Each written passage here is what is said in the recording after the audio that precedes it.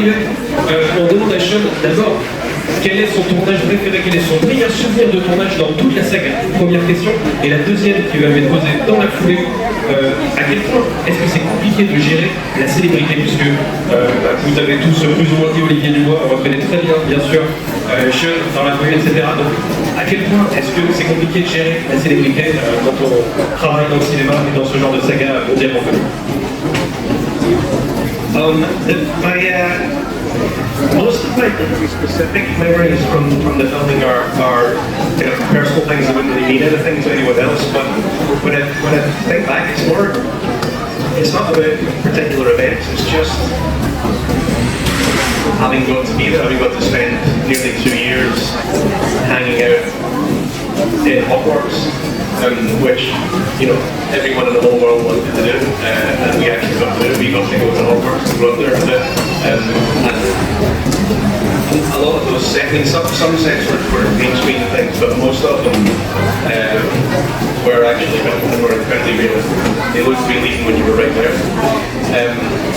And in terms of handling the fame, I'm just not really that famous. The only time I feel famous is when it comes to do things like this. I can walk down the street, absolutely. That's always been the case. But when I started doing these, I felt weird for a while because I didn't because I'm not famous when I'm coming into a situation where I was. And it's just something I didn't really know what people want from me.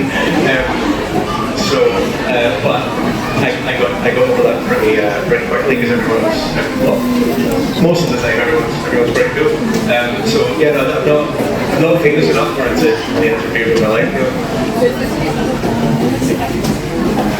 Alors très rapidement, il nous disait en termes de souvenirs de tournage, que ça lui faisait très plaisir de se souvenir, pas forcément d'une image en particulier, mais d'avoir passé 2 années à Poudlard, que c'est quelque chose que tout le monde rêverait de vivre et que lui a eu la chance de vivre.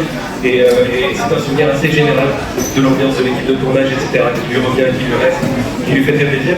En ce qui concerne la célébrité et comment gérer la célébrité, il nous disait que, alors il a quelque part la chance de ne pas être assez célèbre pour que ça lui pose problème, et que la plupart du temps, les gens sont très cool et très sympas, quand il peut encore avoir la chance même d'être plutôt anonyme dans la rue. Donc c'est des choses qui vivent plutôt bien, qui vivent très bien, et qui ne gâchent pas son plaisir. On va transmettre les 2 autres questions, les 2 questions suivantes. Donc quels ont été ses films préférés et ses personnages préférés? Et la deuxième chose, à propos des décors, à propos d'habiter l'espace, d'habiter Poudlard, qu'est-ce que ça lui a fait?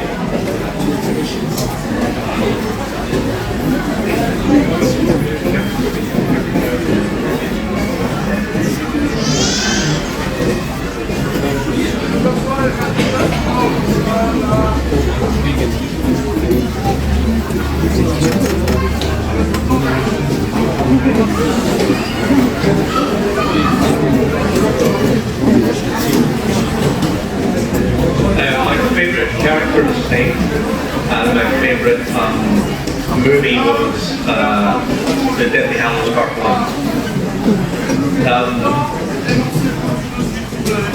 Is it what I think about the machine?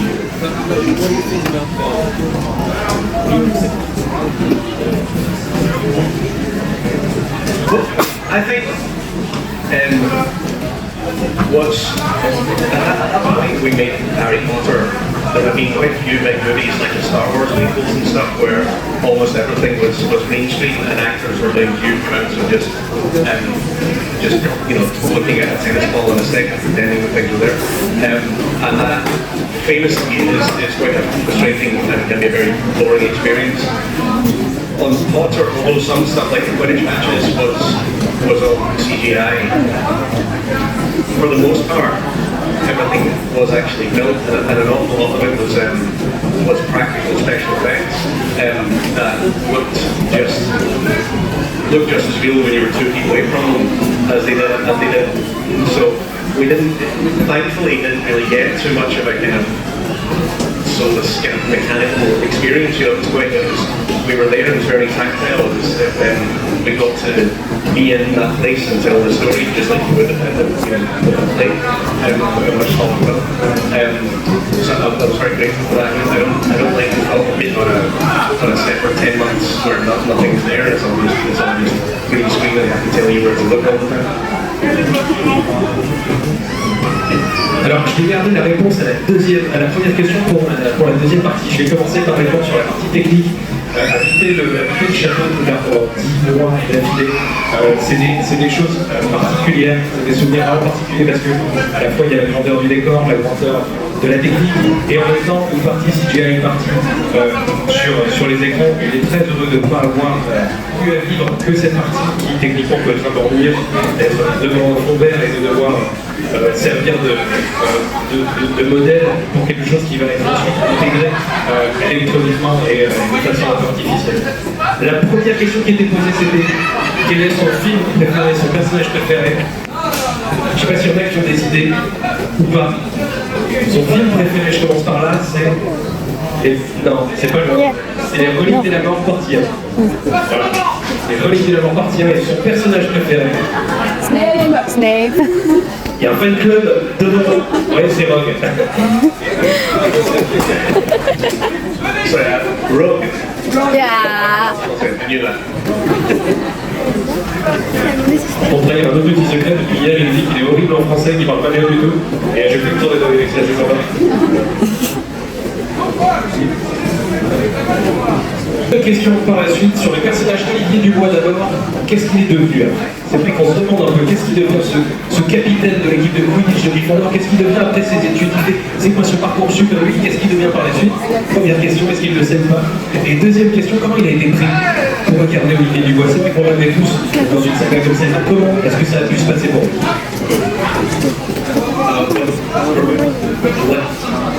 Is this on? Yeah.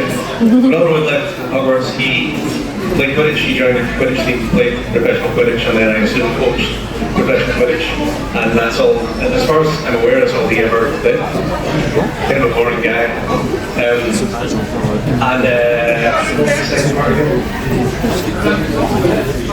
Oh yeah, I'd already been acting professionally since I was about 10 years old. So by the time Harry Potter came along, I had an agent in London and just got asked to audition for the film. It was actually bizarrely probably the easiest job I've ever got. I walked in, I read a couple of scenes, the character I was originally J'ai une question s'il vous plaît. Est-ce que vous pourriez lui demander s'il a gardé des contacts ou qu'il a toujours des amis avec d'autres acteurs avec lesquels il a joué? So we went Ah d'accord, merci. and the producer read the scenes to them, and then 2 days later got offered the part. It was the simplest thing that's ever happened. Alors pour intégrer, oui je vous fais la réponse avant, je suis désolé depuis tout à l'heure je fais ça juste ça va bien. Pour intégrer Harry Potter, pour commencer à jouer ce rôle, il a d'abord été, comment on dit, il a d'abord auditionné, voilà, chercher le mot, pour Percy Weasley. Il a fait des essais après pour Percy, il a dit quelques scènes, on lui a proposé le rôle d'Olivier Dubois. Et il nous dit que ça a été quelque part peut-être l'audition la plus facile de sa vie, la plus simple manière d'avoir un rôle. Et il n'a pas commencé à être acteur avant l'âge de ses 10 ans. L'autre question était que devenir Olivier Dubois. Tout ce qu'il sait, dit-il, c'est qu'il joue au Quidditch de manière professionnelle. Et alors, je vous donne un peu ici un petit story un peu personnel, mais de ce que je me suis renseigné, c'est à peu près tout ce que j'ai trouvé aussi. Je pense qu'il est plutôt bien renseigné. Et c'est en général qu'il y a un fan dans les années pour vous sortir toute la vérité. Non, il n'est pas devenu bon encore. Deux questions, une un peu bonus. On a deux questions. Une qui va revenir un petit peu sur ce dont on a déjà parlé, mais comment est-ce que ça s'est passé pour shooter des scènes de Quidditch? Parce que, nous dit-on, j'imagine que vous n'avez pas vraiment volé sur un balai pour attraper des balles. Peut-être pas, il va nous dire. Et deuxième question d'une jeune personne qui demande si Sean est amoureux d'Emma Watson. Well, Emma Watson is far too young for me. The Quidditch, well, Quidditch, yeah, the Quidditch scenes, so that's the one part that it was, as I was saying, it was just nothing but green screen. Apart from falling and things a couple of times. There were some practical parts, but it was awful. It was waiting for having 14-hour days, waiting around for 5 hours for one shot to be ready. Spending hours at a time on a broomstick before they figured out how to make that comfortable. So in the later films they had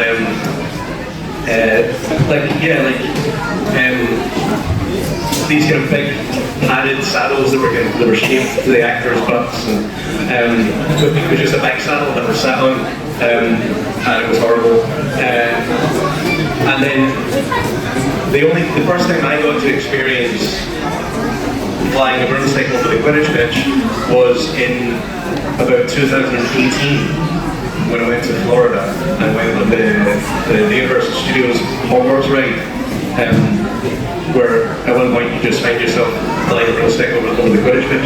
It suddenly occurred to me that nearly 20 years later, this is the first time I've done this. Thousands of people have done this before me. Alors je vais commencer par la réponse au sujet d'Emma Watson, puisqu'il a commencé par là, il me dit Emma Watson est beaucoup trop jeune pour moi. Alors pour la deuxième réponse, il nous dit que, c'est ce qu'il nous disait tout à l'heure finalement, les parties en ce qu'on appelle en CGI, en image de synthèse, en intégration ensuite, donc filmée depuis un écran vert, c'est exactement de ça qu'il s'agit pour le Quidditch, donc c'est pas la partie la plus fun à tourner pour un acteur, d'autant plus, alors, c'est une question que je me posais personnellement. Il nous dit que sur les premiers films, ils ont dû passer trop longues minutes assis sur un banc chevalet.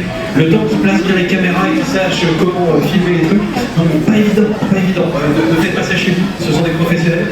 Mais c'était très compliqué, vraiment apparemment. C'est pas agréable, il dit que c'était pas les meilleurs souvenirs. Jusqu'à ce qu'à un moment, il décide de penser, je le cite, aux fesses des acteurs, en mettant des selles, des espèces de surselles un peu comme un vélo, pour qu'ils soient un peu plus confortables. Mais voilà, c'était pas forcément les meilleurs souvenirs, excepté des moments où ils tournaient des scènes de chute, etc., où ils faisaient en sorte que là par contre, ça soit un peu plus pratique à tourner, donc là c'était un peu plus fun. Et il nous dit que la première fois qu'il a volé sur un balai, il a eu cette sensation, c'était en 2018, puisqu'il a été à Orlando. Et là, il a compris 20 ans plus tard, 20 ans après les tournages, ce que ça pouvait faire de voler sur un balai. Et il a réalisé qu'il avait vu pour la première fois que des centaines de personnes l'avaient fait avant lui, ce qui est assez rigolo. Par la suite, première question, quelle est la scène préférée qui lui reste dans ses souvenirs, qu'il est le plus content d'avoir tourné? Et deuxième question qui va directement avec finalement, qu'est-ce que ça lui fait d'avoir été précurseur dans cette énorme saga, d'avoir fait partie de cette machine immense qui est devenue Harry Potter? Well, my favourite scene is all that I was in has always just been my first proper scene where I teach Harry the rules of the game. And this ties into people asking about the techniques, and something that I've always been really happy about is that everyone assumes that the moment where I have to wrestle with the bludger to get back into the box, everyone assumes that there was some kind of special effect going on there and asked how it was done, and it was just entirely miming. It was just pure acting, and I woke up the next day like covered in bruises from the solid iron ball. And yeah, I mean it was a lot of fun to do, and it was great getting to know Chris and Dan, and also it's the one that people really remember. I think it's the one that kind of brought that character really noticed, in the films. And then, do you want to translate that and I'll do the next?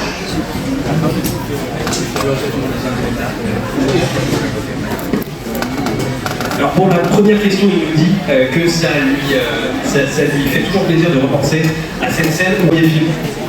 Le Quidditch a des règles assez simples. Chaque équipe a 7 joueurs. Je suis un peu fan.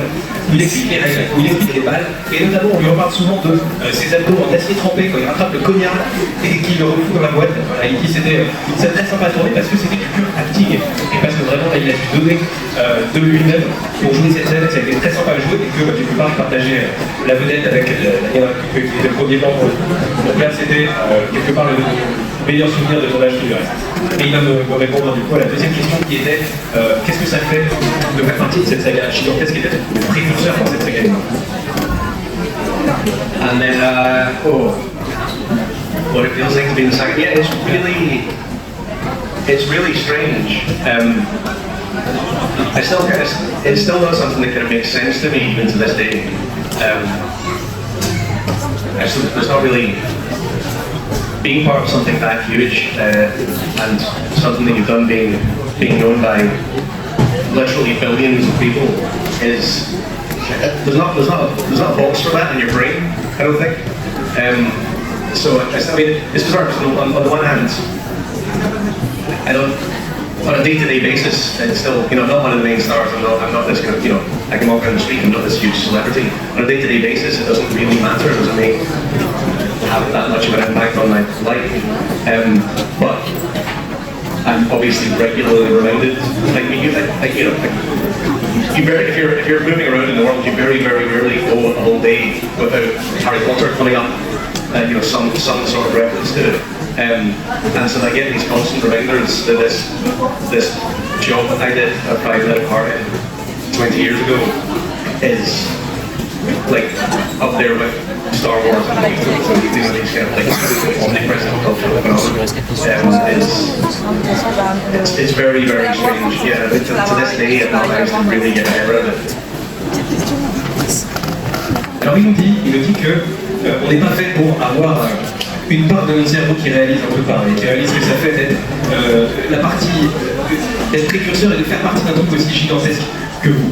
Alors autant, d'un côté, il n'a pas été une des stars de premier plan, d'un côté parce qu'il peut sortir dans la rue, il peut voyager en étant tranquille, il n'a pas tous les inconvénients ou certains avantages qui peuvent avoir des énormes têtes d'affiche de Harry Potter, et pourtant, non seulement il en a fait partie, mais en plus, il a fait en sorte d'imprimer vraiment cette saga depuis le début. Et ça lui fait toujours plaisir, il me dit, quand il voyage autour du monde, c'est là qu'il réalise aussi que des milliards de personnes littéralement connaissent Harry Potter, un peu comme Star Wars, comme d'autres énormes sagas, d'énormes licences, que quelque part il a imprimé cette saga, il réalise que tout le monde connaît, et que une fois que le lien est fait, bien sûr, les gens savent de quoi et de qui il s'agit, bien sûr.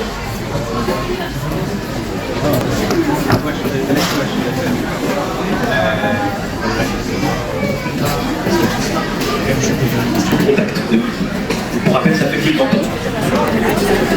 Of the other pupils at the time, I think the one I got closest to was Dan, because he was the only person I had like significant scenes with. Also, when we were filming, everyone else, all the other kids had to go for school lessons in between scenes, and I didn't because I left school when I was 16. Probably the people that I was closest to outside of the set were not people that I did any filming with. So Alan Rickman was a friend and a sort of a great supporter of mine already when we did Harry Potter, and had been since I was 13. He cast me in the film, and the person that I then ended up spending most time with offset for a few years was Christian Coulson, who played Tom Riddle in the second film. And we never had any cocktail, we just met on the set when I was visiting, and then a bunch of auditions and stuff. And he and I stayed friends, but actually my main opportunity to get to hang out with them nowadays is doing things like this. Obviously today I'm the only actor you've got, but quite often I'll go to a convention. And then Murray will be there, or Alpina will be there, or etc. So that's a great, just turn up in a random country somewhere in the world and get to catch up with everyone.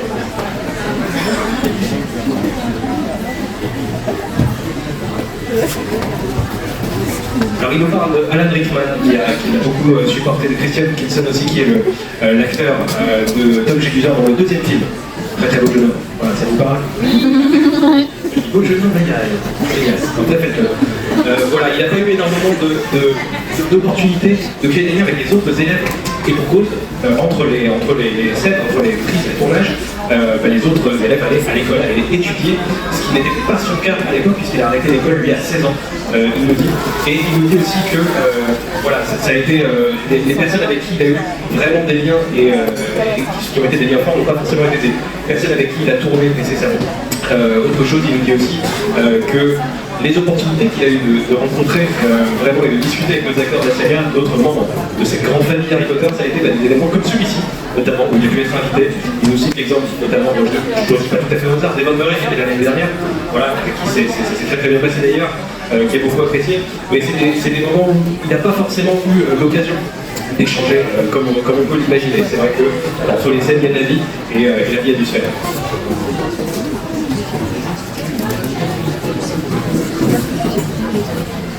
Deux teams. Ah, je suis désolé.